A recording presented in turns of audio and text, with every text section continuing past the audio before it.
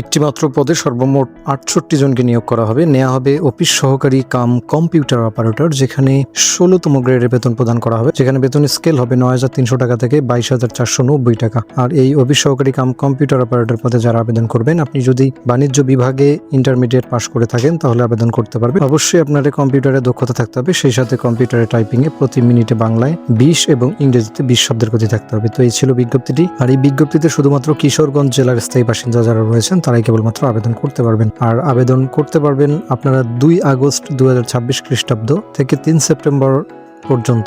Office চলাকালীন সময়ে শুধুমাত্র ডাকযোগে জেলা প্রশাসকের কার্যালয়ে কিশোরগঞ্জে আবেদনপত্রটি পৌঁছাতে হবে।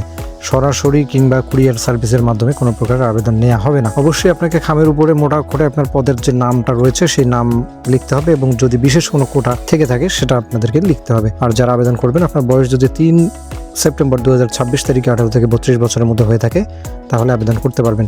তবে বয়স প্রমাণের ক্ষেত্রে কিন্তু কোনো প্রকারের এফিডেভিট গ্রহণযোগ্য হবে না। তো এই ছিল বিজ্ঞপ্তিটি। আর অবশ্যই পরীক্ষার ফি বাবদ আপনাদেরকে কিশোরগঞ্জ জেলা প্রশাসকের অনুকূলে নির্বাচিত পরীক্ষার ফি বাবদ ১০০ টাকা ব্যাংক ড্রাফট করে তারপরেই মূলত সেই কাগজটি আপনাদের আবেদনপত্রের সাথে সংযুক্ত করে তারপরে আবেদনটি করতে হবে। তো সেই পর্যন্ত সকলে ভালো থাকুন, সুস্থ থাকুন। আর অবশ্যই যদি আমার ভিডিওটি কাজে লেগে থাকে তবে অবশ্যই চ্যানেলটিকে সাবস্ক্রাইব করবেন এবং লাইক কমেন্ট শেয়ার করে পাশে থাকবেন। ধন্যবাদ।